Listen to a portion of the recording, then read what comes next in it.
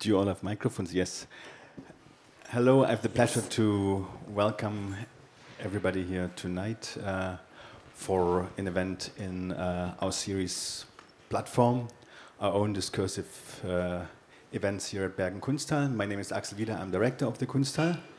And the event we're having here tonight, titled Blackouts, Invisible Histories and Collective Amnesia, is part of the program that we put together to accompany the exhibition Shadow of New Worlds by Sandra Mujinga here at the Kunsthall.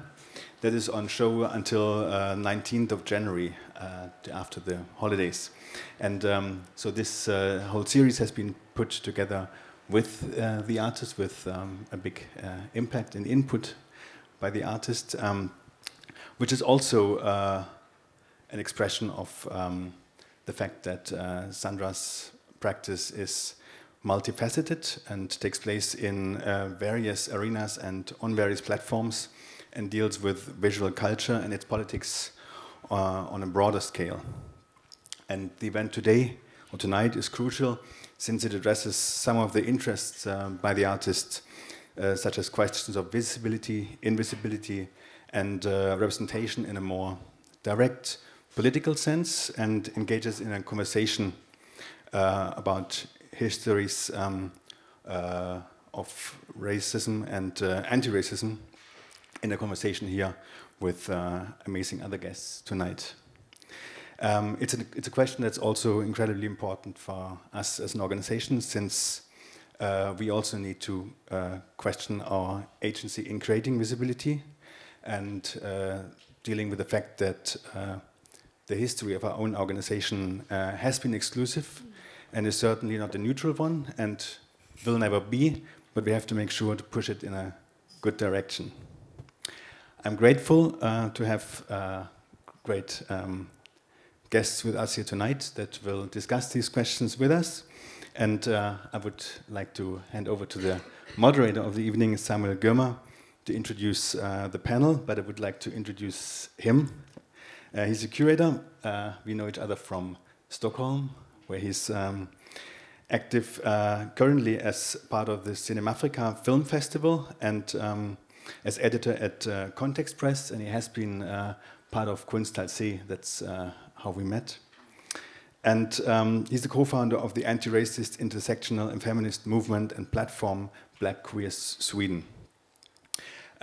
Before I hand really over, I wanted to mention also a couple of upcoming events. Tomorrow we have a chance to come back here into this space for a concert by Sandra Mujinga performing under her moniker Nay Roberts here, electronic music, together with a DJ set by Bergen-based artist Ehlers. And then also another incredibly important event for us on 18th of January in the afternoon, 2 o'clock, a performance that results from a workshop with British artist Barbie Asante that she held with Bergen-based women of color, and the performance will be called, and the workshop was called Declaration of Independence. And then maybe just one technical remark. This event is, as most of our platform events, live video streamed and is also afterwards archived, so everybody who wants to say something, interact with the podium or whatever, please be aware that this will be afterwards circulating in the digital space. But now I wish you everybody a good conversation. Thanks everybody for being here with us tonight, and I'm handing really over. Thank you so much to Axel. Good evening, Bergen. Good to see you. I feel much relaxed after one glass of red wine, so hello. I would like to begin by extending huge thank you and gratitude to Sandra for inviting me to this space to be able to speak with amazing people, and to the entire team of the Kunsthall for making it possible, so thank you so much. And I feel like doing what I feel as a curator, as a producer, as an activist, what I feel is my purpose, both as a curatorial purpose, but also as a witness of my contemporary, of the times we're living in, as one of my absolute favorite writers, thinkers, and uncles in my head. James Baldwin used to describe himself a witness of the times he was living in, the circumstances, the political times he was witnessing. And I feel like we should do that. We should be able to witness our contemporary, so we can say we were there, we documented, we saw, we heard, we were there. So thank you so much. Artists are superstars to me, truly.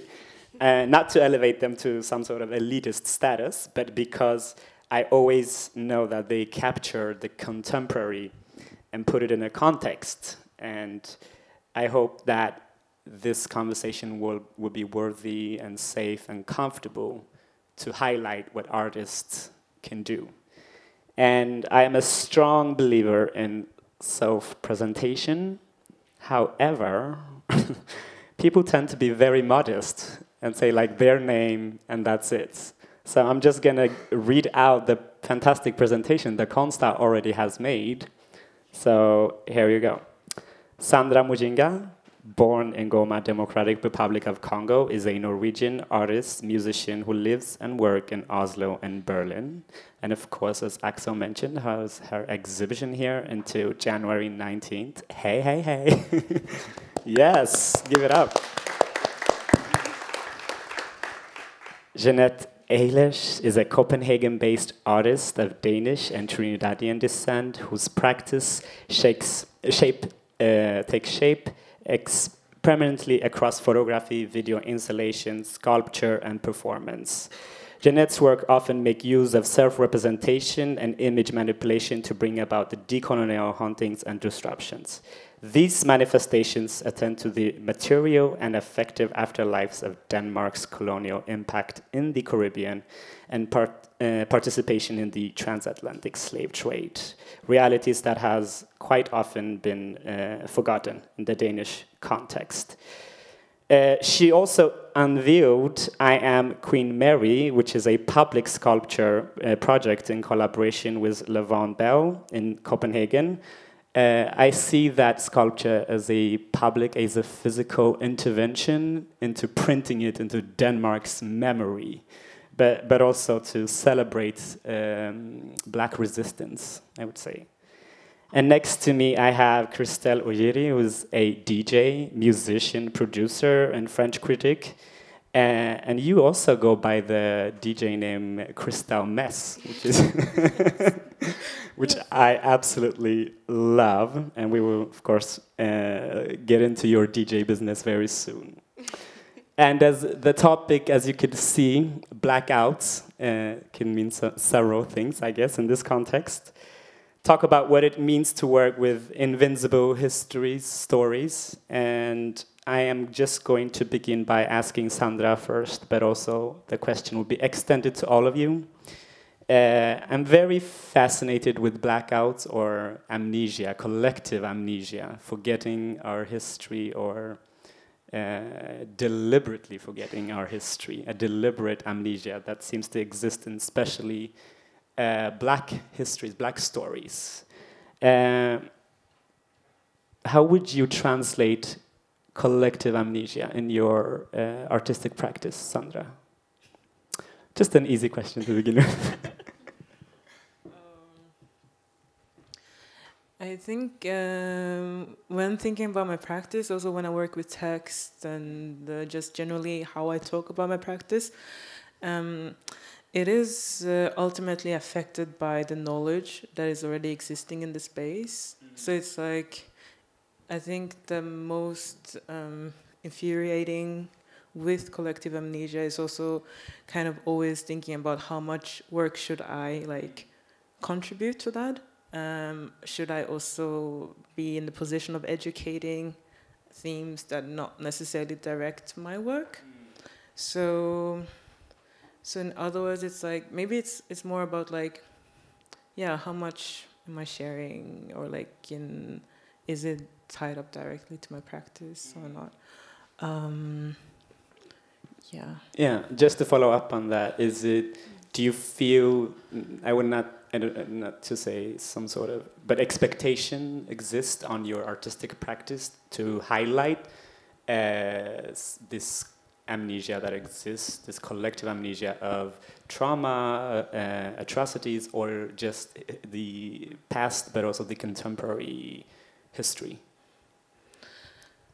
I think that I deal with those questions mainly in a collective manner, because quite often it's, I think personally, it's very demanding. No, I mean, it's quite a lot for me alone to handle. I prefer like working in collective, in groups, and in that way thinking of different like strategies or solutions, while with my practice I'm just a goofball, which is not always like practical in some sense, but then again, it's like maybe as we discussed earlier, whether it's like collective amnesia or deliberate amnesia or selective amnesia. Yeah. I think you said something there that the collective effort, and I'm going to get back to that, but I'm just going to give, Jeanette, for you the same question. How do you deal with this?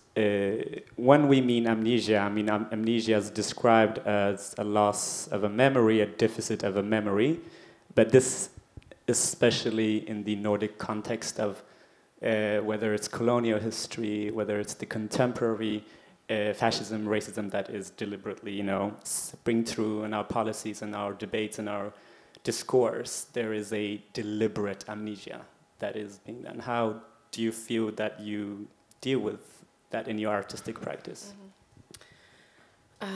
Well, it's been quite a journey for me because I've been dealing with these issues for quite some time, and it actually started on a travel to Ghana, like 11 years ago, where I encountered the Danish colonial history that I wasn't aware of. I mean, I didn't know. I knew that the Danes had been in the Caribbean, but I didn't know what happened and all that. So I got to get more into that narrative or history when I was in Ghana, and it shocked me completely. And that was it was a shock of how invisible that history is and how erased it is from our consciousness. So I actually dealt with it quite literal. So because before that I had been working a lot with erasure in my images, but in a different discourse or context. So I actually started erasing myself from the images, and also other people that I met in Ghana. In that sense, to talk about the invisibility of the history, but also to talk about what does it mean when you enslave someone or when you oppress someone. You actually erase everything, you know, the history, the language, the religion, rituals, everything is erased. So that's a technique of oppression. Yeah. So it kind of is a very, it was a very simple way to talk about these complex issues. Yeah. So I've been for a long time working with these images, and then at a certain point I figured maybe I should kind of twist the narrative or the focus. Instead of talking about suppression and oppression, I would start talking about empowerment and resistance, because that's in a way much more powerful, and that's been going on for a long time, and that's also been erased. I mean, that's been going on since the first enslaved Africans were captured. So, but it hasn't really been talked about a lot either. So that was my focus now. So, and that kind of changed my imagery also. So instead of erasing, I kind of started adding. Yeah, and that actually, and that ended up in this manifestation that is now in Copenhagen, the Queen Mary sculpture, which is a huge manifestation, and it's right there. So it's my personal journey, but it's also like a journey within the consciousness of, I guess, you could say people. Yeah. Yeah. I think if you have a chance to be in Copenhagen, you should check it out. You will not miss the statues out there for everyone to see. As a Swede or someone living and based in Sweden, excuse me, the history of Sweden's involvement in the slave trade or in the colonial history was something, you know, as long as there were other bigger colonizers, that was it. We didn't learn it in school that Sweden actually had slaves and sold slaves, or enslaved people, more precisely to say. And what I find very interesting and very, which makes me come always back to your work, is it always puts history under, micro lens, but it also gives the contemporary a chance, as you said, to be about resistance. But the conversation in the Nordics especially is, don't talk about race, don't talk about that kind of thing, what happens. Just give us a little context of the Danish conversation since your works. I mean, it's been viewed everywhere, of course, but how has it been received, so to speak, in Denmark? Well, I think it's been received very, very well, actually. But it took a while until people started to realize what I was doing. And what did they think that it was? I don't know. A lot of the times people didn't really react. But then at some point I had a show, and then you could see all my work, and then suddenly for some people it made sense. They could see the line or the thread in it. So and then I think actually after that, not only because of me, of course, because of a lot of other people that also dealt with these issues, a discourse started to arise. I mean, it's been there before, but not as much as it is now. And it also really is because of the centennial. So in 2017, it was 100 years since the Danes sold the Virgin Islands, St. Croix, St. Thomas, and St. John, to the US. So St. Croix, St. Thomas, and St. John, they were under Danish flag for more than 200 years, like 250 years. And in 1917, they handed it over to the US. So there was a lot going on around that anniversary, if you could say it in that way. So a lot of people started looking more into the histories of this, and it was all over the media. So now it has kind of started like a small manifestation, and people are kind of talking about it now, or it's become something that is in the consciousness of a lot of people. Definitely not all, but so we are progressing, but there's still a lot to do. Yeah. Before I give you the same question, I just would like to give the audience a sneak peek of Jeanette's work. So we have a clip to see, and then I have a couple of questions based on that. Which one? The Whip It Good. Okay. Do you want me to introduce? Or? Yeah, please. Okay. Okay, so this is a performance that was initiated in 2013. It was my first performance, live performance, and I was invited to do a live performance in Berlin to a project called BIPOC, Black Europe Body Politics. I came up with this project where I am whipping a white canvas. And then I invite the audience to participate, and we're just gonna see a little bit of it. It has no sound, and this is from a show that a solo show I did in London in Autograph, ABP, in Rivington Place.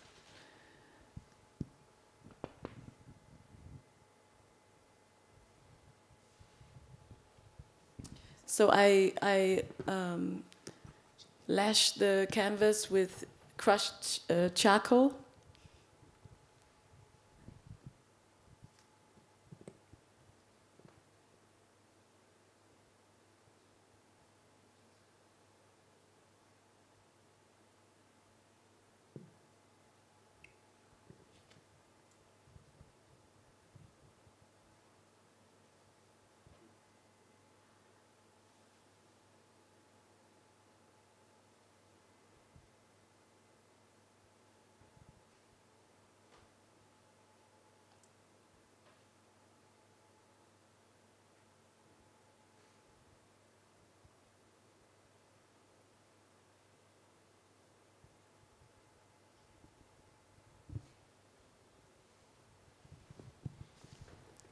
Thank you.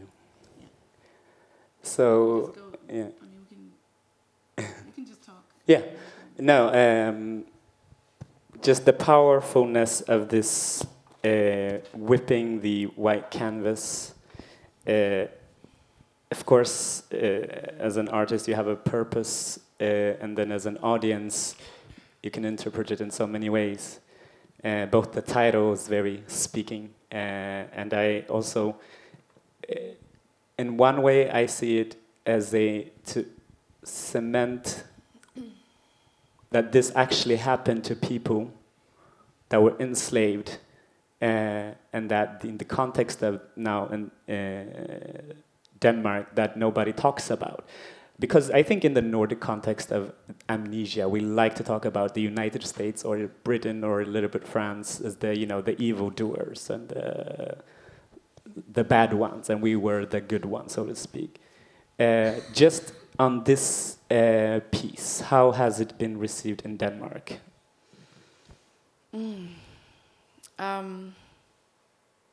Well, the first time I did it in Denmark was at this exhibition that I was talking about before, my solo show.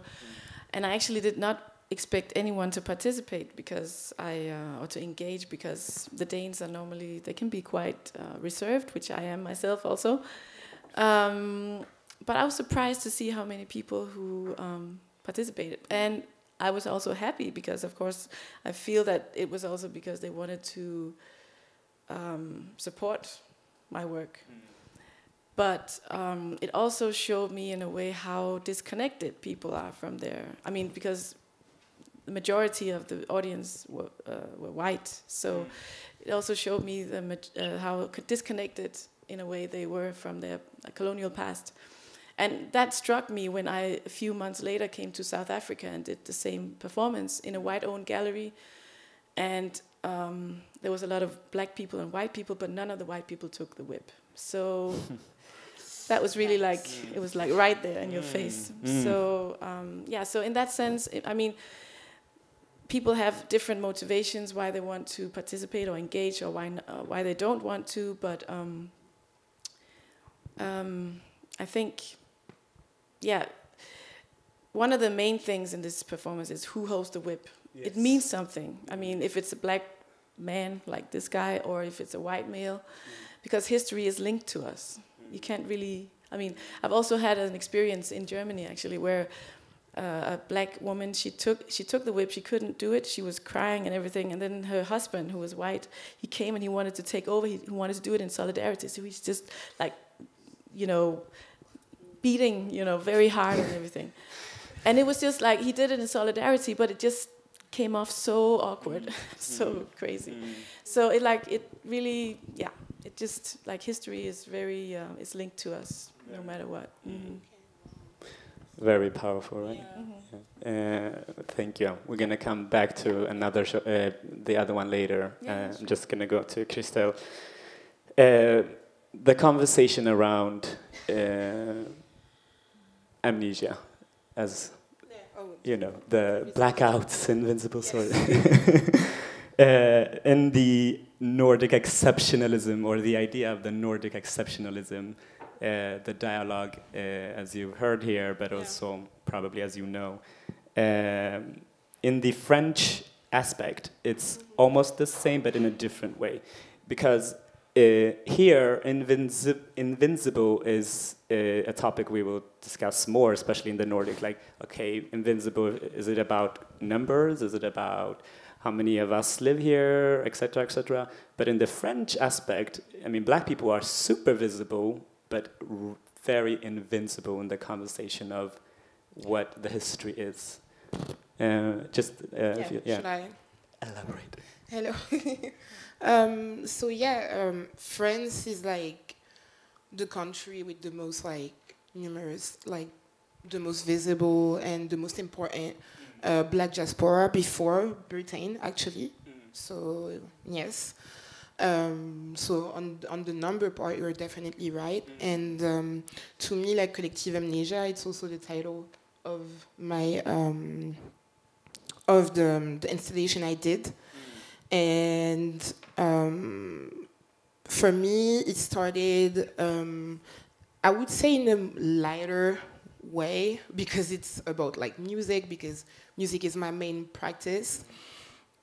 So it started with like discovering like techno and like being an electronic musician and looking at the history of like electronic music in France, which is very like French touchy and like Daft Punk and like hair and like very bourgeois and white and male and rich, as you may know.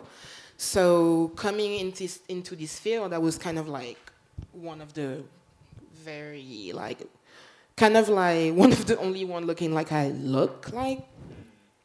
But it didn't struck me until it was really my profession. When I was just a listener, I wasn't really like thinking about it. But then when I became like a practitioner and when it became my job, then it became a reality for me.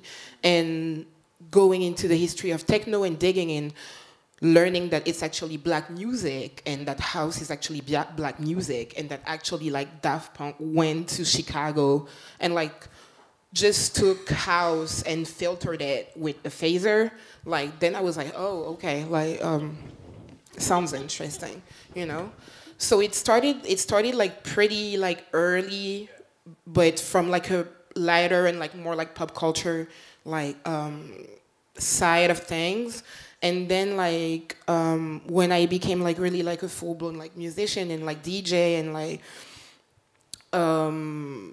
I also like noticed that the collective Amnesia was also something that was practiced within the black community and not just as like an exterior thing, which is like, oh, like obviously it's the result also of like colonialism and stuff, but it's also like what I did with in memory of Logobi Collective Amnesia was telling the story of a dance that was called Logobi that happened in the 2000s and that was really like one of the, if not the first like DIY like black dance going on in Paris, and it was like really like digital ecosystem around it, and it was really, really nice to see. It was happening in public spaces, but it was mostly black kids from very poor neighborhoods, and mostly like, you know, like black kids that were getting profiled by like the police or even professors or, you know, like,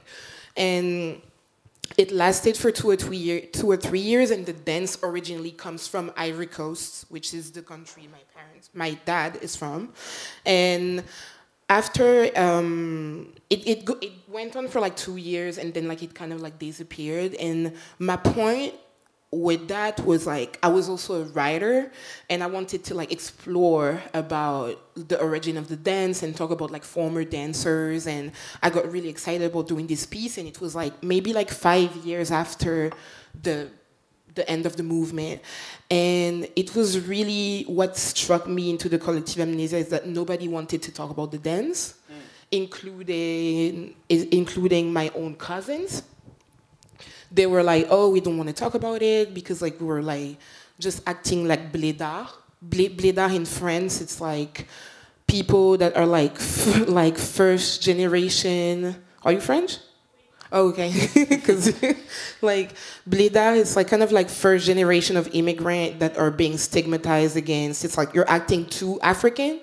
So they were like kind of like, I was literally chasing my own cousins just to interview them, and they were like, no, no. And that's when I understood why they were like never like a paper about this like really large scale movement that happened in the black community. There was even like a music, a dance, like I said, a digital ecosystem. The first videos were on YouTube in like 2008, which was the beginning of YouTube, you know? And it's like, I was like, this is really beautiful. I don't understand why there is no article, no documentary, no resources. And when I began to like really dig into it, I was like, oh, there is no resources because there is self-hate within the movement. And that's when also collective Amnesia come into play for me as like a French person. It's also like there is like something that we like shy away from discussing, which is like self-hate, which is like, why are you not pointing out your own origin and why setting yourself apart or like celebrating your roots is such a bad thing. And to me, it comes from the fact that in France, the public space is all about neutrality. You guys probably heard about like the whole hijab thing and how like French people are so like, you know, like the plain sight of like a hijab is like, oh, something, ooh, they have a fever or something. So it's also because they sacralize neutrality and they make it like some type of like deity or like some type of like godlike value. And these little black kids going into public spaces and blasting super loud music and dancing like traditional African dances mixed with like electronic music, it's way too much. It's not neutral at all. It's like there is no way that you can blend yourself into Frenchness. And that's why I was like, instead of like writing a paper and talk about collective amnesia in like a very like surface level, probably what is the most interesting instead of documenting the movement is talking about the fact that nobody wants to talk about it. Maybe that's the actual subject, and maybe the amnesia is so ingrained,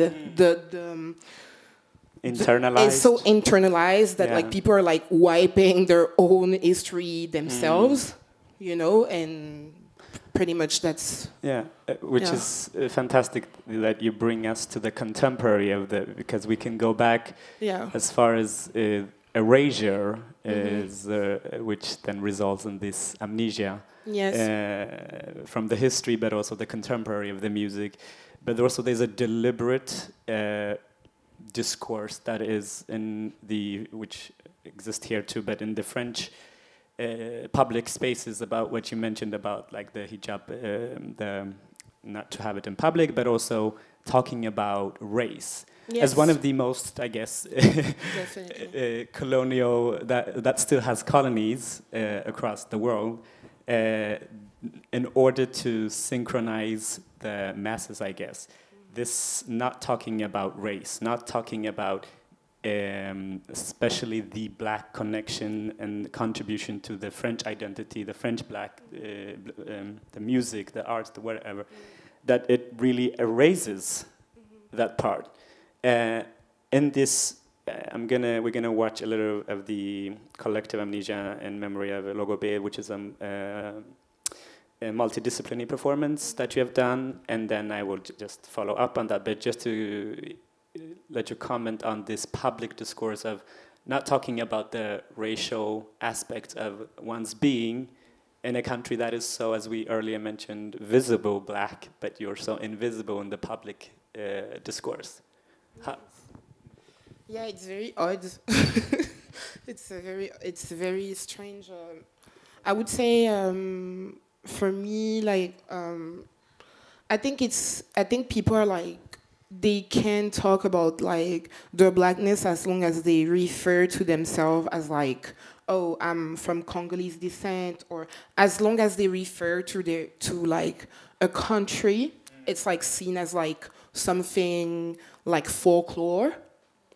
Like it's seen as folkloric, interesting and exotic, and it's like non-threatening, you know, when you approach it from this point of view. But when you mention the word black, it erases like all the specificities of like where you come from, and like people see it as like automatically like a threat, and automatically like something that has to do with like history. And now like it gets more guarded, and I think it's changing a little bit, definitely, because of the current generation, but it's definitely something that is not discussed. Like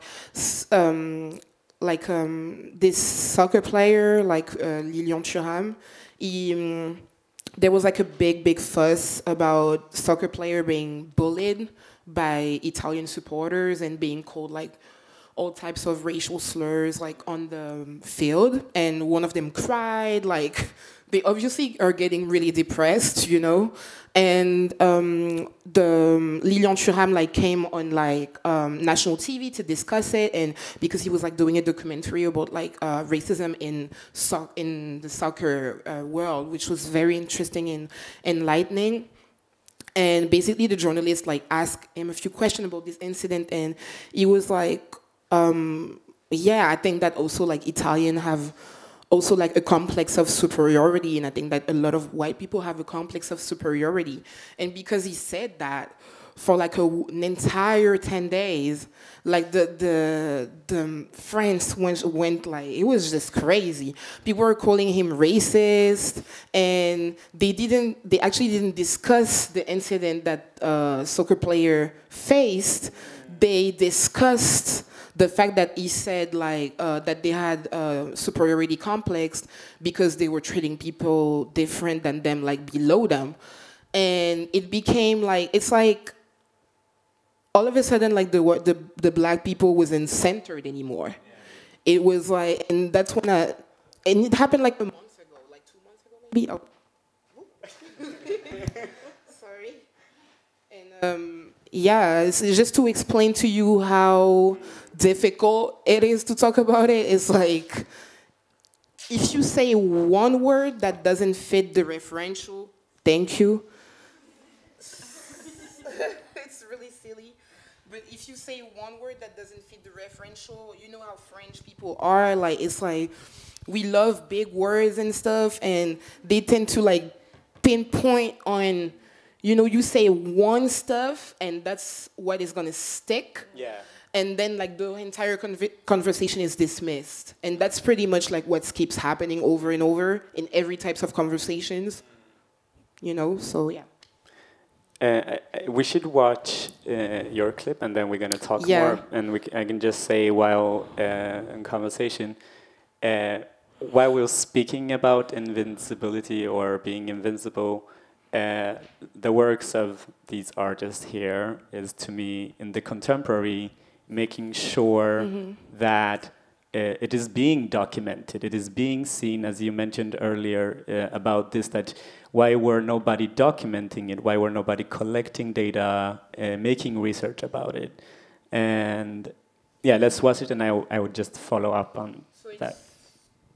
So it's not the performance, but it's the video? Yes.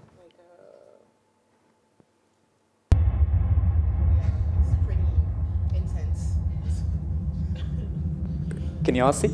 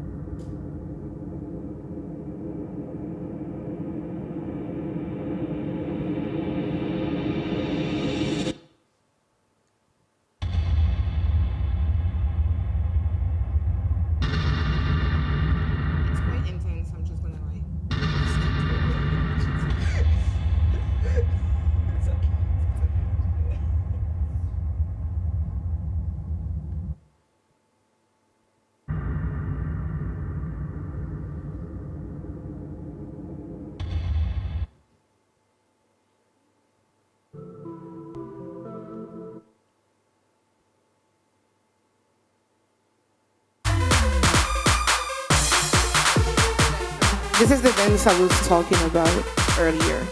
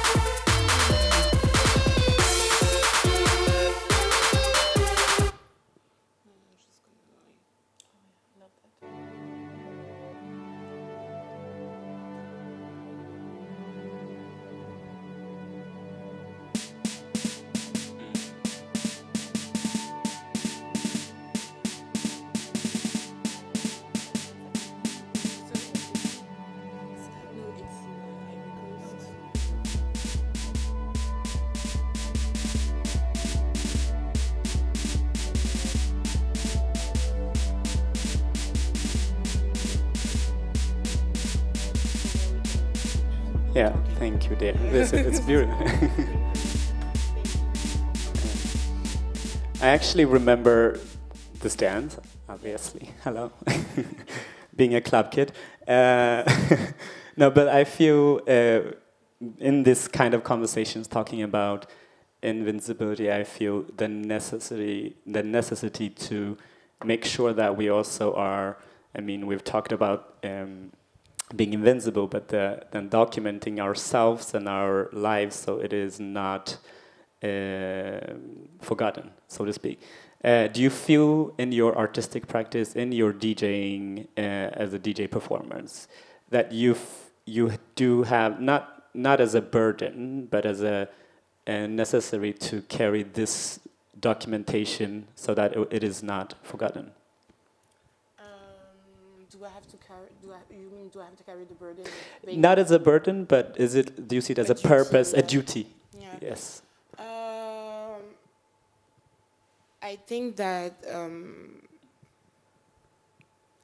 as a Black person that wants to be conscious of your own fate and wants to be, like full blown, own, the owner of your Blackness, you have to, unfortunately, you have to be your own archivist, But I think that you also have to be careful of this thing. I mean, that's how I approach it. I'm not saying that it needs to be a rule for everyone, but this is how I approach thing. At first, I wanted to do a documentary, and it became a fictional story of two women meeting each other in Paris and discovering clues and clues of Logobi, And I was like, I'm trying to find a way to be my own archivist, but also take in consideration my feelings and take in consideration my well-being. Because discovering we're talking about stuff that are a little bit less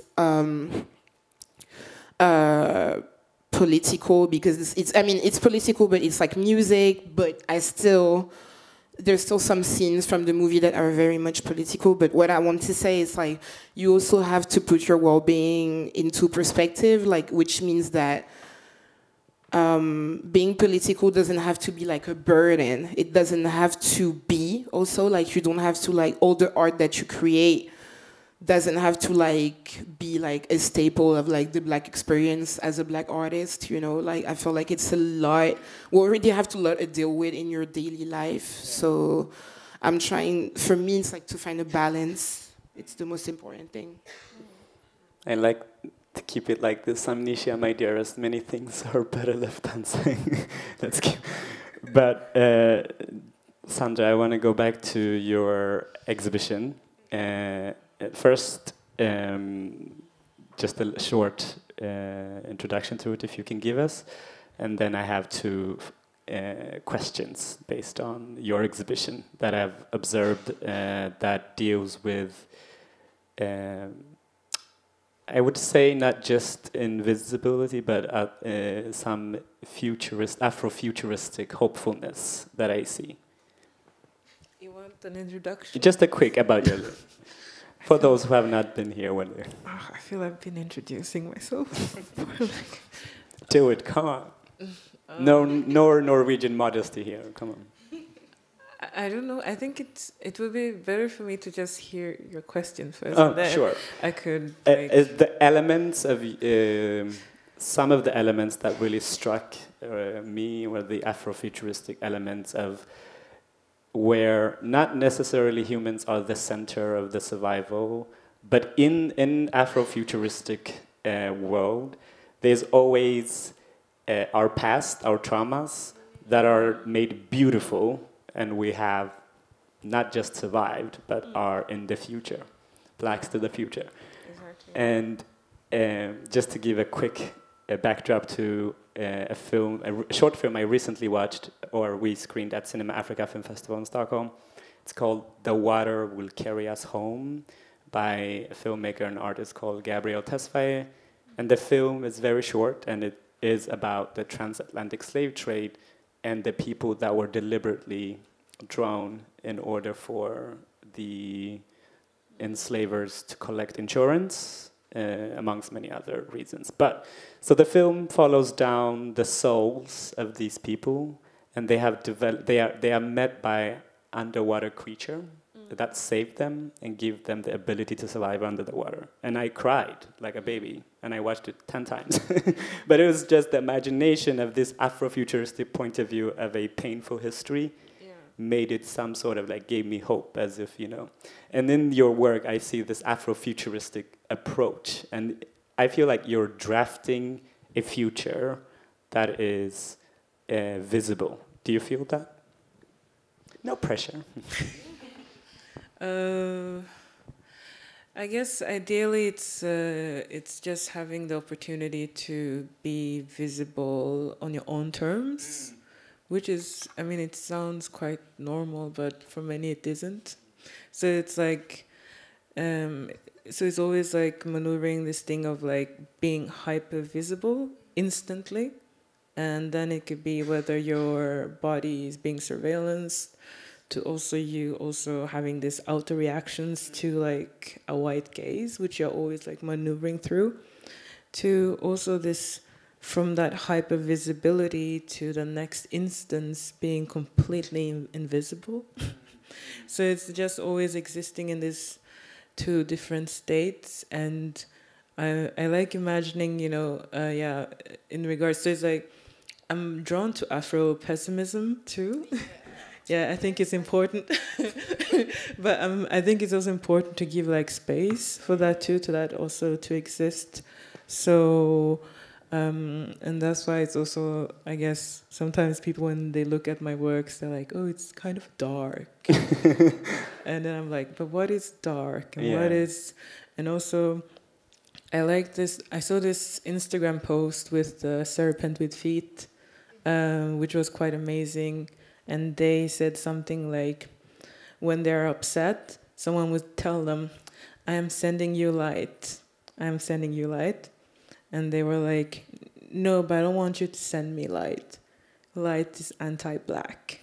And that is also quite interesting because it was like this reminder of like how all these different representations and connotations in regards to like brightness and purity and whiteness, and then what is the opposite of that. And we're still kind of living within these dichotomies. And we also carry with us all this implicit like ways of looking at things. It's like so internalized. Just like also thinking about the white space, like white art space. Yes. And that's where like again this higher idea of neutrality. And also being neutral is also a privilege, right? Yeah. So it's like there's also this sort of and then I'm also thinking about like again how colorful and what is like seen as like irrational or out of control, and then so we're always like almost pushed into this whiteness. And so I think I'm starting to forget your question. No, you're really on track, really, honestly. I can just slide in and say, you said a couple of things that I feel I'm going to ask questions on. Existing on your own term and being neutral is a privilege, which I really much relate. Just a week ago, actually, we, us three, the Nordics, had participated in a conference in Oslo called Nordic Dialogues, something like that. And the conference was about cultural work, the arts, and diversity. Keyword being diversity. And different, I would say, from the whole artist field, politicians, like cultural ministers were there to talk about, but also power setters, people who work in the art council or the funders. And in this conference, existing on your own term and being neutral as a privilege was so highlighted. Because we were very hyper visible, but made quite, I would say, quite often silenced, ridiculed, and taken back, which really is, I mean, it was quite shocking. And I just want to hear your experiences in relation to being invincible, being made invincible, because that is what I felt like we were made quite often when we told, we had to showcase and justify our existence, our works, and your artistic practice was not enough to be showcased and to be talked about. You had to justify your humanity to be explained several times. And that to me left me with a really, I mean, anger, frustration, and coming back to Bergen to this talk, I was thinking about it, like, how did you feel in that setting, being talked about like that, but also exhibiting your works in white spaces? What is your relation to that? Two long questions. No, I think I think what was kind of strange with the whole context was it's like when we just became one body. Yes. So that's like, so it's more like about this, okay, what is not in the space, what is actually excluded. So, but in the end, when we did have like the third day with BIPOC, where we all gathered, then it was like, yeah, we all have different interests. And that is also quite interesting because quite often it's like, it's almost like this joke thing of like, oh yeah, when I was younger, like, you're probably only interested in Destiny's Child. And okay, I love Destiny's Child, but I mean, I also listen to like Nickelback and Creed. Okay, oh no, it's live streamed. but it's like, but it's also, secrets are out. Yeah, but it's like, I also like, you know, you all, so you're not like really granted this thing of like, what is your specific interest and your, and so that's what's kind of also this troubling thing with this conference is we all just like one body that is not included, the non-white body, and then hopefully each one of us can have like our own presentation. I don't know what to say, actually. You don't have to say anything, no. We can center back the question to exhibiting your works in white art spaces, and what has that meant for your visibility contra invisibility. There's a dilemma, I guess, there, where one wants to exhibit, showcase our works at institutions, and one of the mechanisms of invisibility to me is certain artistic practices, and people become trends, and then they trends, yeah. Okay. Like, you know, black people, you know, black artists or something, and they become trends, and then goodbye, and then others come. What is your relation to, that matter? I mean, being in Denmark, you don't have a choice because there's no black space. Very precise answer. I love it. But I mean, there is a space called Camp, which is it's run by white activists, but they care a lot about the black experience and like issues related to that. And that has been a very great privilege to exhibit there. But I've also been exhibiting other places where, like, I mean, there's a variety of audience. I mean, we need to get our work out. We need those spaces that we can get. So that's really, that's been my strategy. And then when I've been outside of Denmark, I've been in, for instance, in New Orleans, I was in a only black gallery, or museum. It was called the African American Museum, which was also very interesting because it was it was very different. I mean, it was the whole structure was different.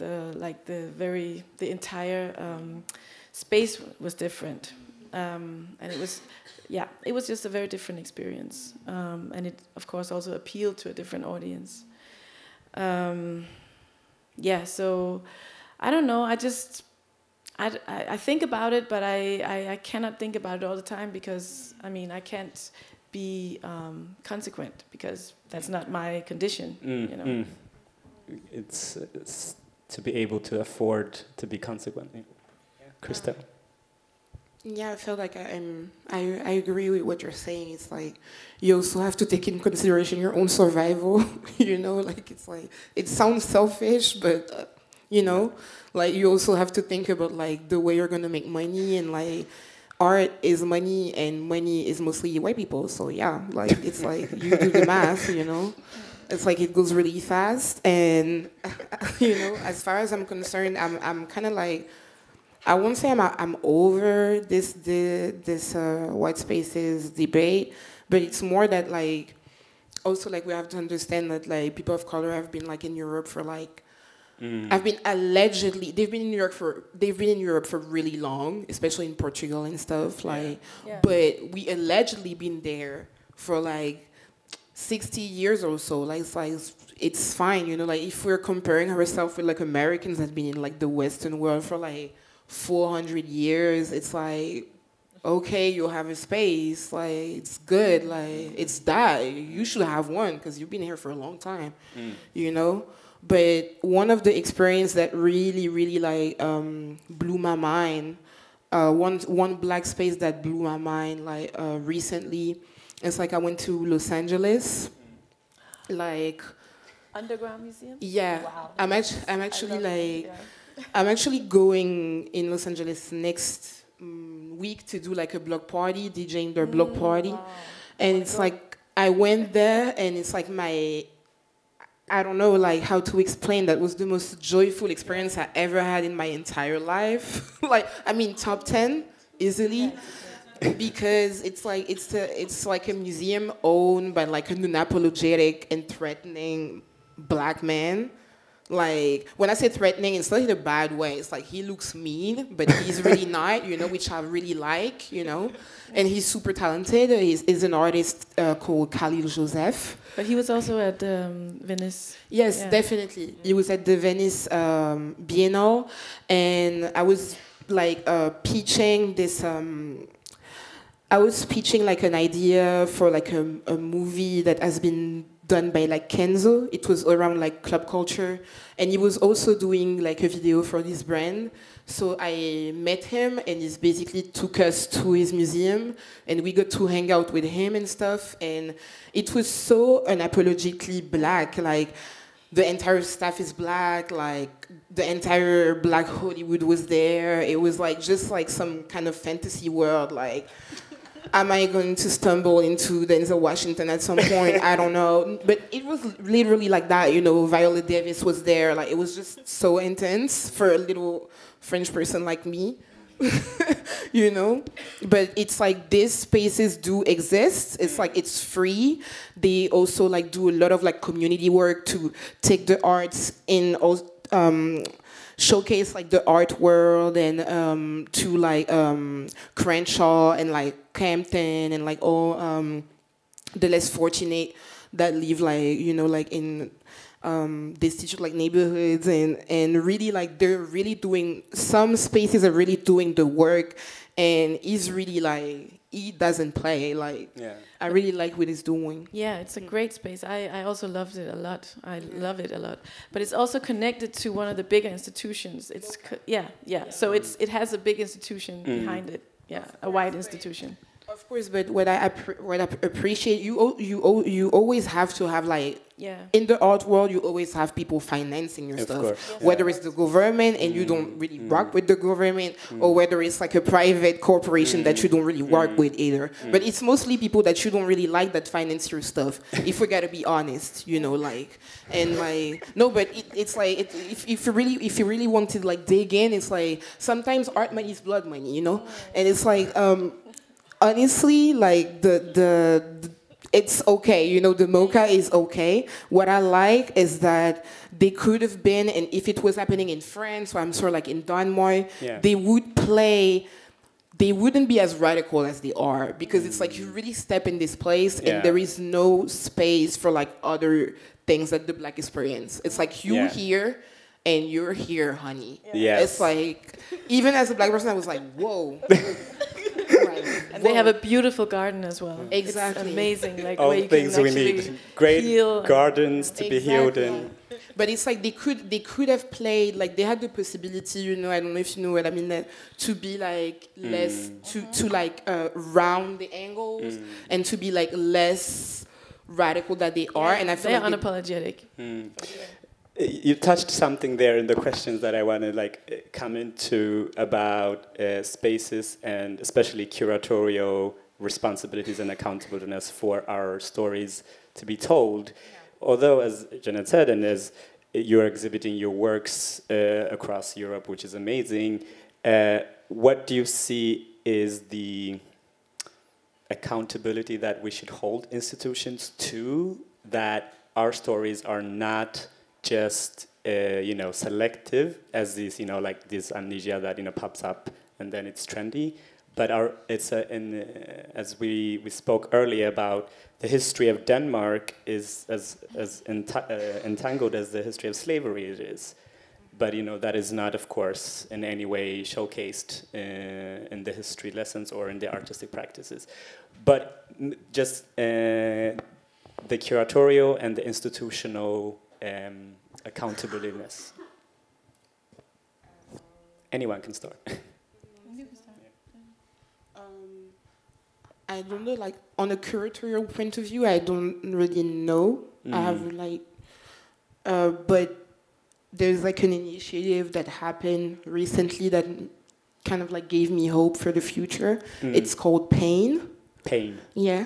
And it's, they were actually doing actions at Le Louvre, which is, I don't have to explain what Le Louvre is. It's, you know, which is, you know, you're doing like political actions there. It's like, it's already a big thing, you know?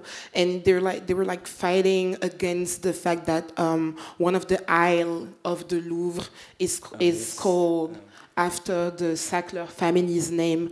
And as some of you may know, the Sackler family is one of the owner of like a big corporation that make pharmaceuticals with a lot of like codeine. So there's like currently an opioids epidemic in the United States. Like there's a rapper that just like literally like died like a week ago.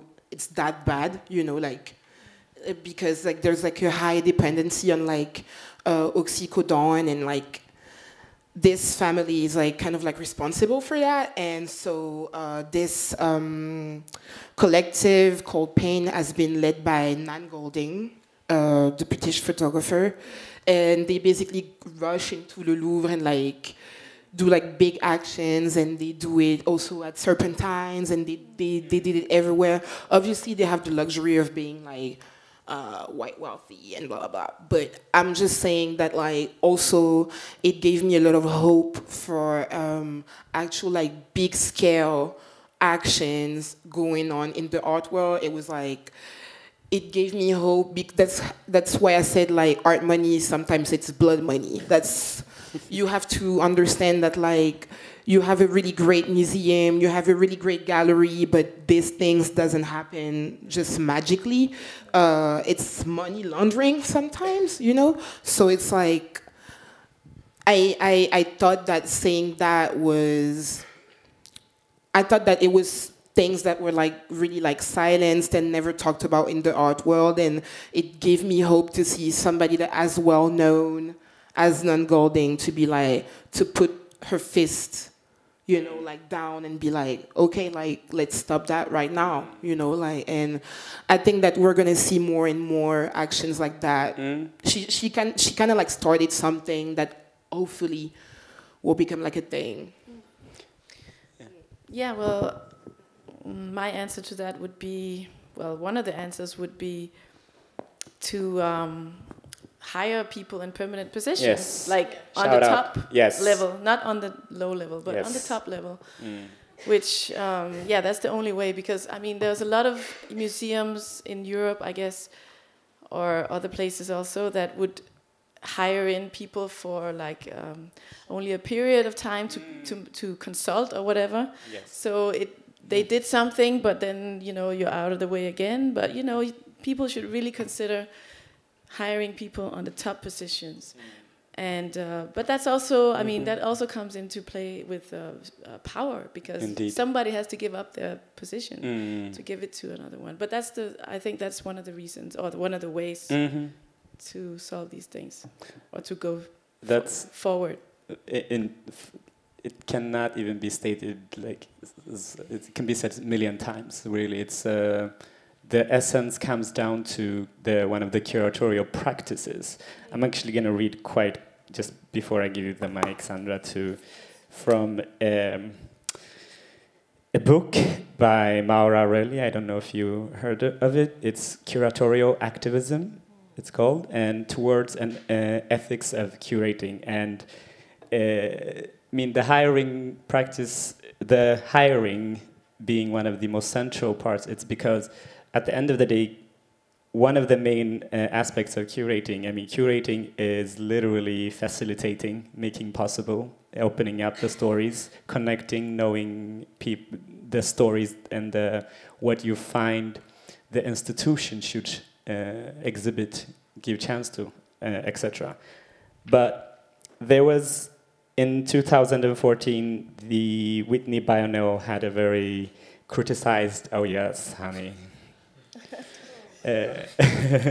very white-dominated exhibition, and there was an article by Yoon Song Kim and Maya Isabella Macandela, who wrote just some points from this article, and it starts, "Dear white curators, diversity is not the inclusion of those not from New York. Diversity is not more white women. Diversity isn't safe art. Diversity isn't black bodies put on display by white artists." And this struck me, and it continues to say, your theory is tired, your reasoning bland, and your politics very telling. To use Sara Ahmed's term, your biennial is a case study in reproductive whiteness, citation practice that privilege whiteness, white thinkers, white history, to perpetuate whiteness. We know how to read between the lines. And I feel that in this discussion that we are privileged and we are for black people, talking about different experiences and different approaches to blackouts, amnesia, making things visible, and we should continue to do that, but one of the more ways to go forward is to make sure that we are visible, is to be on these positions of leading these conversations. The same question to you, Sandra. No, I just think actually would just say what Jeannette said. Hire people, and then, but I think like what's quite common is just like, it's always this, yeah, but I don't see people, or we can't see them, we can't find them. But I think one of them, back to like shortly about the conference, just like very short, it's just like, if you had, for the ones who actually attended the conference, you had a unique opportunity to meet so many like cultural producers that were actually sitting there being like, hey, I'm a curator, but I don't get funding, hey. So there are actually spaces to meet people that was like actually organized, and you could always ask someone. So there is like, so for me, the thing of like, oh, but we don't find people, we don't see people, yeah, it doesn't cut it for me anymore. So it's just like, ultimately it is diversity on all levels. Yeah. And that's basically represent the taxpayers' money. There's so many people that actually contribute with their tax money, but they're not included in these public cultural sectors. And that's what it's all about for me. And I think the reason I just raise it is because it's so easy for Black people to be on the stage talking about this, and we can leave. You know what I mean? And then that's it. Like, we need concrete kind of examples from our lives, because we are also quite tired of some of the topics, you know, that gets. But just as an ending, every time we talk, we exhibit, we produce, we research, we win. The conversation, the narrative is ours, and we can confront the amnesia that seeks to deprive our full stories. And you know, the conversation, you know that Beyonce quote, you know you that bitch when he calls out this conversation. Yeah, I had to go there. I have to quote Beyonce as an ending. Before I say thank you to our wonderful panelists, I would also give the opportunity to the audience to ask questions, comments, anything. Yes. Someone probably pass the mic. There's a mic, I think, or I can just give it to you. Yes. Don't be shy. I know we're in Scandinavia. Kom igen. Yeah, där. Oh, sorry, there. Hello, thank you so much for your wonderful discussion, and congratulations on the show. Thank you. I love it so much. It reminds me a bit of Watchmen, which is a completely understated TV series. I agree. I agree. Totally. Yes. Can I just read aloud second and third verse from one of my favorite songs, The Healer, with Erykah Badu? Yeah. We ain't dead yet, said the children, don't believe it.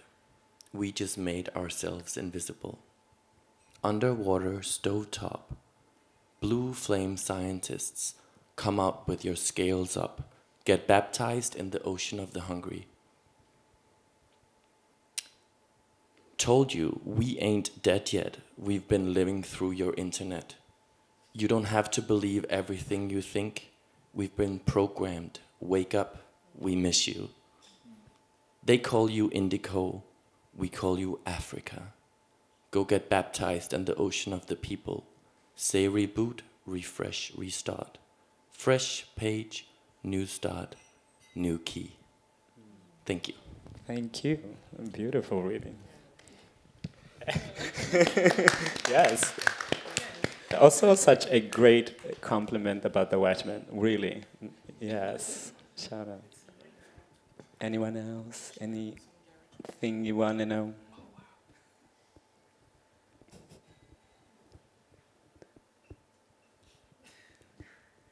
If not, you can catch us in the bar, maybe. Oh, yeah. Yeah. Like staring. I was like, should I confront that person who's staring at us? I'm very happy that this panel is happening. As someone who lives here, this is very rare. And the first thing I was thinking about, you mentioned like Black people have been in Europe for 60 years. And this year I kind of learned, because during Bergen Assembly, there was also another panel discussion that happened next door. And there's a writer who wrote a book called Afrikansk historie genom tiderna, which is about African history in Norway. And he said like the first Black person who came to Norway was in 1649, which is a long time ago. 1649. And we also have to remember a lot of Black people came to Europe to fight in the First and Second World War. Yeah. And so and then the wealth in Europe is also based on completely slavery and such, and all of those things that happened in the past. Yeah. So our presence has been here longer than 60 years. Yeah, but actually also before the colonial project, like in the 1200s and before that, there were Black people there, and they were actually also pictured in images, but in a very in a completely different way than they are after the colonial project. So they were respected before, but then after the project, a completely different situation. So we've been here for a long time. Yeah, very. I mentioned Portugal pretty quickly, but that's what I'm joining also what Jeannette is saying. Is like they were like this documentary about slavery, like a 4-part in the German French TV channel called Arte. And they were showing like paintings and like representing black bodies, and like not even black bodies because that's another story, but black people. And they were like dancing and taking part of like the village like life, and like there weren't like many of them, but you had like one black character or like 2 black characters like dancing in the village. And like I know that like black people have been there for like more years, but it's like I was talking more of like a like a big migration movement. Yeah. But they were traders. They came as, you know, to trade. A very important comment or insight. Yeah. Thank you.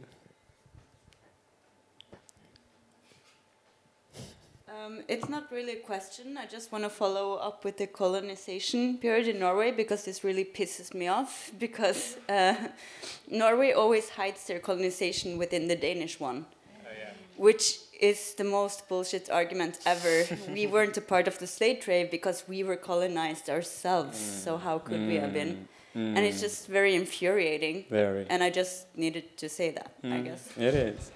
I completely agree. And I think sometimes, I mean, also in Denmark, there's a tendency of not really taking this seriously, or, you know, we weren't as bad as the Brits or whatever.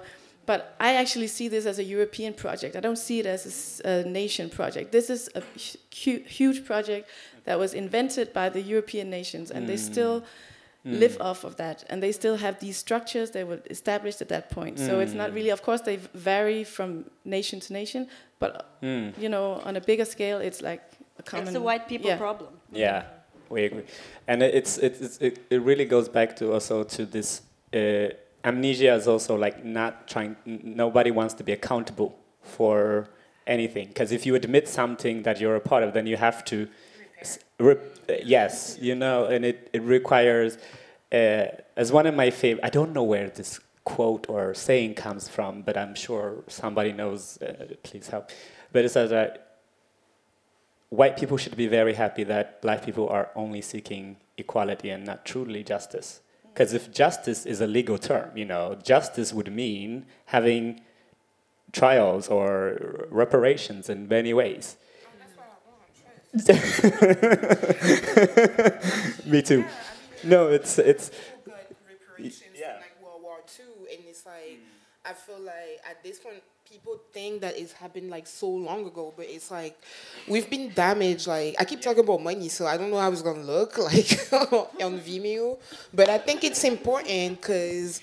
No, I really think it's important because people think that race and class are so separated, when actually the transatlantic slave trade, like you said, not only is a European project, it was also a project in Africa with like the Arab slave trades and whatever, which definitely started the whole thing for me. But it's like, it also gave birth to modern capitalism. Like, that's really what was the birth certificate of the capitalism as we know now. Like the idea of like really like the merchandise and how like we're seen as like commodities, you know? And to me, like talking about being in pain and talking like visibility and talking about jobs, all we really want to talk about is money. It's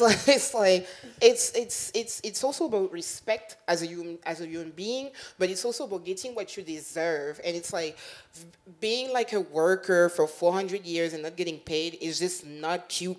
And getting everything like taken away from you on top of that, which is like your dignity and everything. It's like there is no price. Like people could pay as much as they want. Like probably wouldn't like solve like everything, but what I'm saying is like some people did get reparations, pretty much everyone but black people, you know. So it's like really like we're circling around like and tiptoeing around a lot of like subjects, but the reality is if we're speaking about justice, we're definitely speaking like about like getting this money, you know, like getting getting reparations, because when you look at like wages, whether it's in America, in France, and in France you don't know because you don't have ethnic statistics. How convenient. you know, but it's like if you look at the US or if you look at like actual places when you can discuss these things without being criminalized, you see that like black people don't get paid, and that especially black women don't get paid at all. Like they have like the worst position, the worst financial stability, and it stems from this idea. And it's like the whole thing of like working harder, being your own archivist, being this, being that. It's like, when is it gonna stop though? Because it's like we're doing jobs as an artist, but you're doing jobs on top of jobs, and your wage is still below like the white man artist. You're still ain't gonna get paid the same amount that he's gonna get paid. So I think that for me, the real next conversation that needs to happen in a few years is like, okay, so now, you know, like. But I feel like what you mentioned, what I find quite interesting, like in recent years, like it's been like more focus on mental health, and what that means, because before there's been, because it's also structural to like gaslight yourself, and like this whole idea of like you have to work double as hard as like everyone. Exactly. And that's also, but it's also like, I guess it's also like a way of maybe thinking you can control your reality, and that also makes you sane. I mean, it's like, if I do not wear hoodies, then everything's gonna appear, but it's not real, right? At the same time, you also notice, that's what I find kind of heartbreaking, because you notice why one would hold on to it, because it's also like a way of like having control. So yeah, that's why I find it really important what you brought up there, like this idea of like, okay, I have to work as double as hard, because sometimes I wonder like, where have those been before me, right? Like, because it's always like, am I the first? I don't want to be the first. I'm tired of, it's really difficult. So it's like, but what happened to the ones before me, right? So it's also like this, again, tied up to like this amnesia. Yes. They probably existed, but it's like wiped out, sorry. Like, they probably existed, but they The moderator has given up. But I think like the last thing I really want to say is like, you get tricked into like doing, and that's also as artists nowadays, you get tricked into doing like a lot of jobs that you're not supposed to do. Like even like just as like a producer or a DJ, you trick yourself into being like your own PR and your own like, and do everything. And like when you're like black, it's like multiplying, because you're also like, and it's like, it's a never-ending capitalistic romance into you never find like the real wage that you're supposed to be paid, you know? And yeah, like it's really like unsettling and weird, you know? I just like can think of it like one of the mechanisms of invincibility, of like not having ethnic statistics. Just recently, because also Sweden has this relationship with categorizing people, although Sweden invented race biology. True story. At Uppsala University. But anyways, so there was a study conducted on Afro-Swedes' wages across different types of works, across different types of educational background. So it goes really from high school to PhD level. So it really goes across. And it compares it to the rest of the population from the Afro-Swedes. And it was heartbreaking to see regardless of how educated I am, we were, the wages were so, it was so different. I couldn't believe it until I saw it in numbers. And it was for all the sectors, for all that were in this report, for all of the educational backgrounds. So we're talking about invisibility in our lives, in the contemporary right now, where we are living it. We're not talking, you know, in this somehow past tense. That's, in the beginning I said why I find artists are, to me, superheroes, is the Watchmen.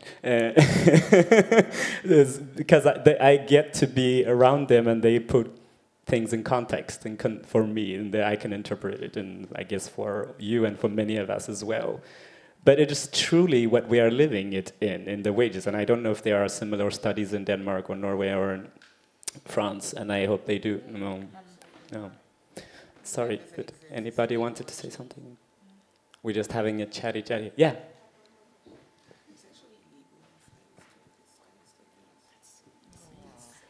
I'm very curious to hear from all four of you, like, how is it in terms of collaborations with people from your communities in all the different, I mean, we have someone from Norway, Denmark, France, and Sweden. I just want to hear the differences. And is collaboration primarily dependent on curators and galleries, or how much happens outside of the gallery?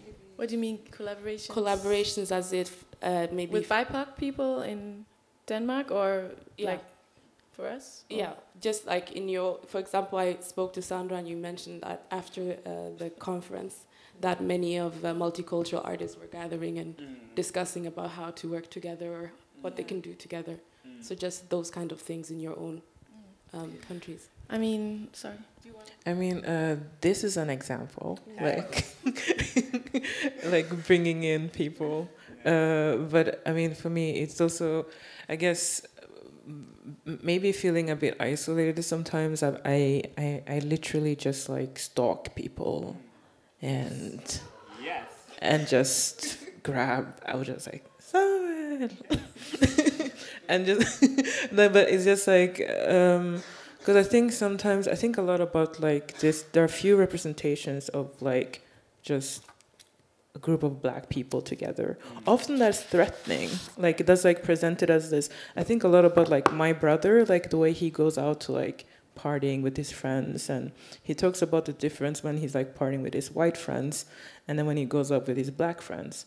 Because this idea of like black people being collected and being together and like choosing each other and communicating with each other is also often presented as almost like a riot or anti-white or something that is about to happen. So that's what I noticed. So it's also like in these spaces, you're also expected to also be almost used to only being the black person, or almost like, and at the same time being aware of like this tokenized role that could be. So it's like, so you have to actually work with it because there are structures put in place for you to be isolated. And that's why I have to be kind of hands-on in finding people. I had a few collaborations, and I really use my BIPOC network a lot, but it's not only centered around Denmark, it's like global, actually. And that really helps me a lot because, it's just very inspiring, and sometimes you don't need to like explain a lot. It's just, it's just there instantly. So that's really what I make use of a lot. You can save energy. Sorry. I love speaking without the mic. You can save, which is cool. It's like you can save energy to talk about like other stuff. That's what I did like an exhibition called Unorganized Response at Otto Italia in London, and they asked me to like invite like artists that I loved, and I invited Deborah Finlater and Josiane Posey. And Josiane has a very interesting practice. She's like a videographer, and she's like super goofy, and there's no race discussion involved with what she's doing. She's just like a black kid that goes like to Goldsmiths, and she's like kind of like punk, and she's like 19, and it's like you have like it's like you don't have the injunction to talk about like this, to like explain the very core of your work. It's like it just can go like whoop, like you don't have to explain it, and the discussion doesn't have to be like on why do you do that. It's just like we do that, and it went really smoothly. It was really nice also to see a generation that doesn't really want to talk about that. They're like, yeah, y'all did that, we're fine now. I felt so old and washed, but it was really good, I learned a lot. It was really good. I just wanted to follow up on what I said before, because I mean, it's not that everyone is the same, of course. So I mean, some of my collaborations have been very challenging also, because we have different backgrounds, we have different views, we have different perspectives, which is, of course, in the end, a very good thing to deal with, because then you also grow yourself and your consciousness gets bigger. But one of the things that I wanted to mention that I didn't get to mention before is actually my collaboration with Lavon Belle on the sculpture. And yeah, we have had many discussions and whatsoever. But she actually asked me in the beginning. She didn't really understand the performance Whip It Good. She couldn't really grasp it, I guess, or understand it. And then she stayed in Denmark for 3 months, and then she said, "Okay, I understand now." So it's like, yeah, you know, you give and take, and you expand your consciousness. And yeah, she's from the Virgin Islands, from St. Croix. So of course she has a very different experience, a very different background, but we still have a lot of things in common, but we have different everyday lives, we have different experiences, you know, so I mean, that's, of course, that's how it is. Like you said, we're not one body, we're individuals. And not all skinfolk are kinfolk. Yeah, but still, I mean, yeah. And just like a comment, that it has also been useful for me for like joining groups online, like through social media, Facebook, Instagram. That's also been like quite useful, and through like meeting people, as I think we discussed also. I think I can't even express it in words how much it has meant to me, the collaborations I've had but it was also, as you mentioned, it's been both online but also global, for sure. But just to give you the context of Stockholm, where I am based, or in Sweden, it has meant tremendous to find other artists, curators, thinkers, writers of color, where it isn't absolutely just because we're black we don't think the same. You kind of know, but you already know, like, the level of conversation starts here about certain things. Like, we don't have to dwell to show my humanity, that I'm worthy, or I have to explain the levels of racism before we can do the work, which gives the work a position to start from a higher level. You know, it becomes like, oh, done and done and done. So I can't really express it in words, but it truly, truly has revolutionized my curatorial practice, my own work. So yeah, it means a lot. And now this is, as Sandra said, this is an example. Yes, for sure. Yeah, I was actually wanting to ask you, Samuel, because I know you're here in the role of moderator today, but if you could also speak a bit of your work in Stockholm, and maybe especially with the Black queer Sweden in the context of the topic. Yeah, sure. Well, I've been living in Stockholm now for next year. It will be 20 years, which is wow. Intense, and I moved when I was about 13 from Ethiopia. So I grew up in Ethiopia. So you don't necessarily go around in a black country thinking you're black, and then you come to Sweden, you're like, oh, I am black. You know, in the context of growing up on the African continent or in a black context, it was like, I'm the norm kind of behavior, and then it really has affected how my work has evolved. What kind of art I produce, what kind of my artistic practice have definitely shifted because of my migrational process. And in that, I guess the challenges are the same for many of us in the arts. So I had a really, really hard time finding people like me, finding jobs to begin with. So one of the first things that I found were, just to give the context to Black Queer Sweden, which is a black, what does it sound like? It's a gathering of black queer people. Hello. But in 2015, there was a movement, online movement, that started to gather black people, and it became like a chat, a conversation group. First, it was like, 30 people, yay! And then they were like, oh my God, I experienced this too, I did that. And then 2 weeks later, it was 800 people, and we were like, oh, what's going on? And then we're like, okay, and then, 5 months later, it was like 2,000 people, and then it became 3,000 people. So that group expanded, and the medium age of that group, I would say, was 17 to, 20 maximums. And we were experiencing the Afro-Swedish identity and whatever that meant collectively. And that shifted something in us. It really made us conscious about our Swedishness, but also the racism that we were experiencing, because a lot of us thought we were alone, or we didn't really share it with other people. And then just because we are black people and a bunch of us are together doesn't mean, everybody's the same. So we were like, oh, there are also queer people here. Yes, let's collect ourselves and tell our stories within the black community of that. So Black Queer Sweden was formed with an amazing activist and a dear friend of mine called Jeanette. And it literally became a safe space for black queer people to gather and talk about everything from homophobia, transphobia, but also artists, writers. The group has brilliant writers, artists, which are some of Sweden's prominent, actually, which I was like, wow, what a blessing to have. And my other work is at Cinema Africa Film Festival, which is one of the biggest in Northern Europe for African and African diaspora films, which is amazing. It also showcases films, narratives by the African diaspora globally, but also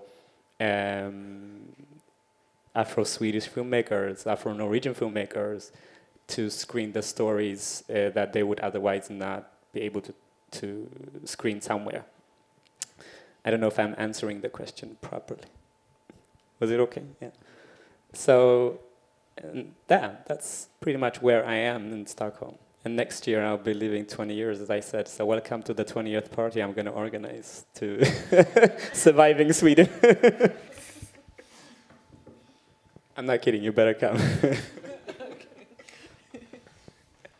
Any more questions?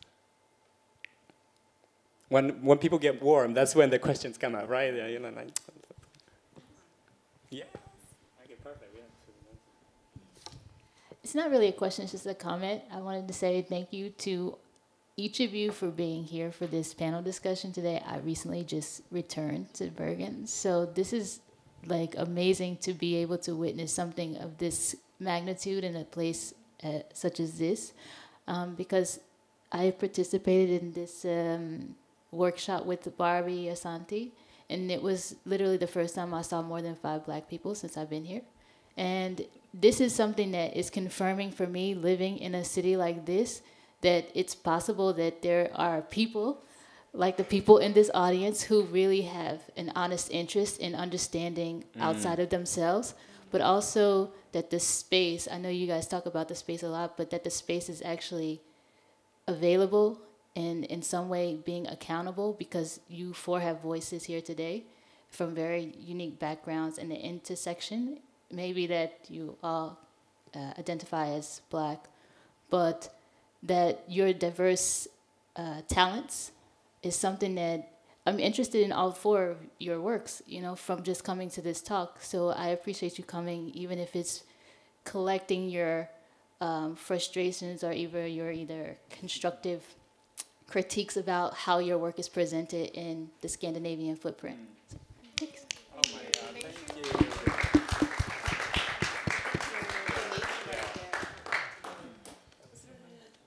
I think the lady right there.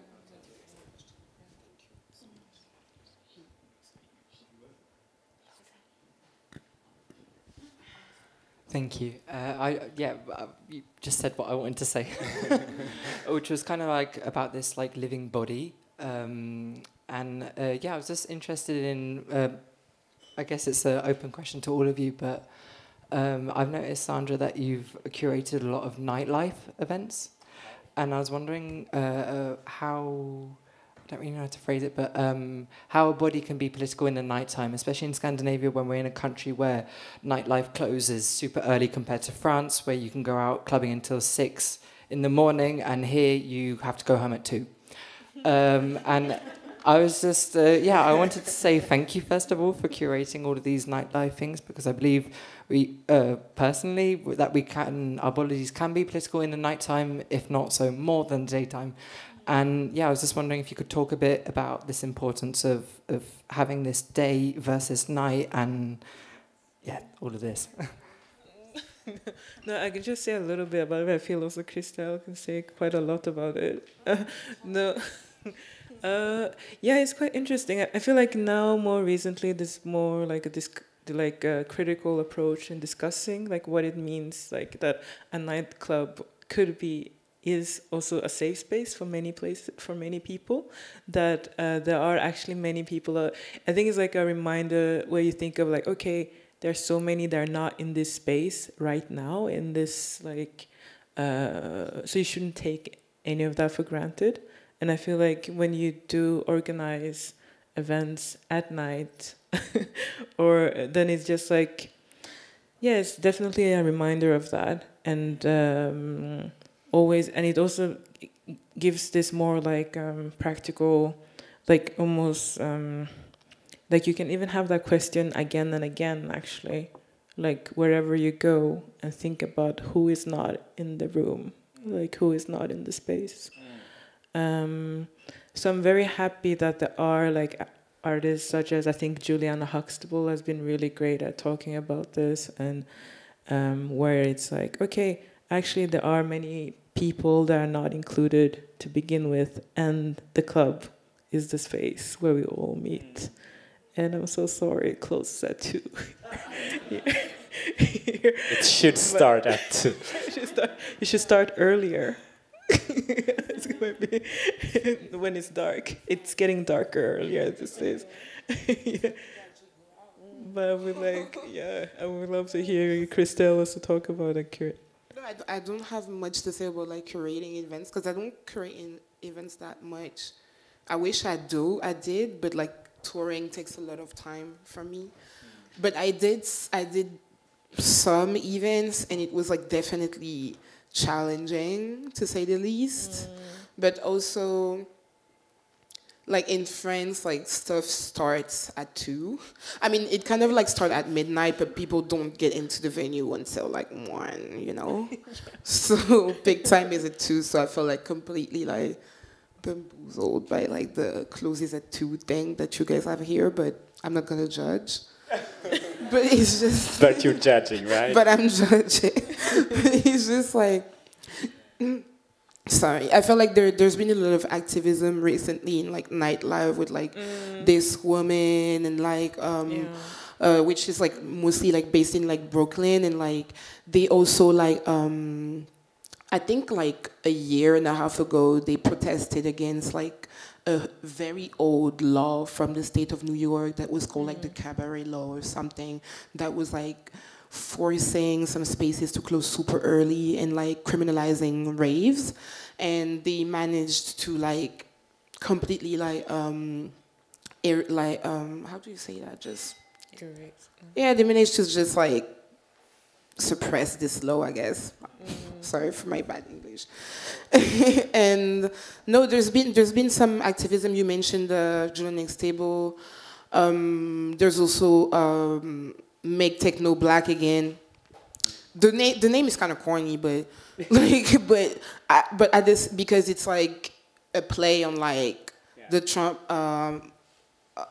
slogan, but behind the name, there's also like the fact that reclaiming the roots of like techno, which is like obviously from Detroit, and like the roots of like Afrofuturistic, and also not just celebrating the former and the Juan Atkins and all the old guys, you know, but also like celebrating actually the new like American act, and not just like stay in the past and like book the same guys for like 30 years, which has been going on. This like past 5 years, like a shift definitely happened. Also like the discussion, it's not happening, I mean, this is happening on a bigger scale, but I was mentioning the discussion about French touch, as I am French, so it's like, I was mentioning how me, like, we're having like this small scale conversation on like debunking and demystifying French touch, because when we were little, it also catered a lot to the kids, because I don't know if you remember the music video, but they were like really like childlike, so a lot of like kids were like drawn to the aesthetic of like Daft Punk. They like had cartoon, anime, like a lot of like stuff that you can rock with when you were like 6 years old, you know? And it's like, you know, I mean, I was definitely, and but or a teenager, but I was just like also trying to, like I said, demystify this part of like French music history, because like I said, when I was like a teen, I was like, oh, like, wow, they were throwing parties at on this boat called the Concorde l'Atlantique, and they were like 19 and 20, and oh my God, they produced homework, and they were like 19. I was like, and then now being a musician, I was like, how the hell could you possibly have such a good lawyer, and you're like 19, and you have one of the greatest deal in music history? You don't have to show your face, and you're like a millionaire now. Like, oh, that's because your parents were like part of the music industry, and your dad was actually the manager of Village People. Now it's like, my point is, like, I went super far, like, but it's like, my point is, like, we're trying to like demystify this heritage as much as I like the music, and as much as I think it was a great time for electronic music, because it went mainstream and people were able to have to make money off of it, and I've actually lived off of it, so I'm not gonna spit on it, but I'm just saying that as a French person, it's also like I'm just seeing the power dynamic and how this entire school of producer come from Versailles. I don't know if everybody here knows Versailles, but it's like where the big castle of the King of France is, and it's also one of the richest city in France. So it's also like, just like, you know, like shifting the history of like French dance music towards a more like diversified diversity of narrative, because it's like, as far as I'm concerned, it's not even like just white, it's also like anti-poor, you know? It's also like there is no white people that are not poor, that are part of this, that are poor, that are part of this history. And like with the collective, with like Boucan and like a lot of like other like producer from France, what we're trying to do is like, okay, like rave is also like about like like taking back from like the elite, and taking back from like the rich, you know? It's like getting back to building your own sound systems, getting back to like throwing parties outside of like the historic center of Paris, which is really boring, you know? It's like getting outside of Le Périphérique to throw parties, and throw parties within community that never saw that happen, really, you know? Do that in the north of Paris, mingle, be grassroots, distribute flyers to like community centers, do all of this stuff. So yeah, so shout out to Christelle and me. Yeah. Yeah, because she also invited me when I was in Paris to play. Yeah. But she's like one of these really examples of like, okay, I need to organize a festival. What do? I have to maybe book one place here and then have a night and have a party at this place to collect money to then do this and do this. Like, yeah. It was also great at that. Yeah. And she's a friend of mine that like throw party around like African house and African forms of dance music, which has been like really interesting, has like a really interesting developments this past years with like Nyege Nyege that performed here in Bergen, which was really cool. Thank you for inviting them. And yeah, I think that a lot of people are like, okay, like this dance music stuff have like a plurality of origins that needs to be highlighted. It's not just like Afex Twin. Shout out to Afex Twin though. But it's not just like Afex Twin and Square Pusher and like a bunch of other guys behind computers, you know? It's like, there's also like black women that have been like completely like, you know, like put aside from the history of like things and of the technicality of it too. So yeah, you know, shout out to them. Yeah. Wow. Nighttime became the nice okay, ending now of the we're the conversation. CDJs. Yes, like in the great Ray Charles, nighttime is the right time. As you say, you know, nighttime is the right time, right, babe? Okay, I'm not gonna say. But I'm gonna say thank you to this wonderful panel. I really seriously cannot thank you. What a bunch of geniuses. And really thank you to all, and especially to Sandra for collecting us and gathering us here in Bergen, in beautiful Bergen. So thank you so much. And thank you to the Bergen Kunsthall. We're going to stick around if you have questions.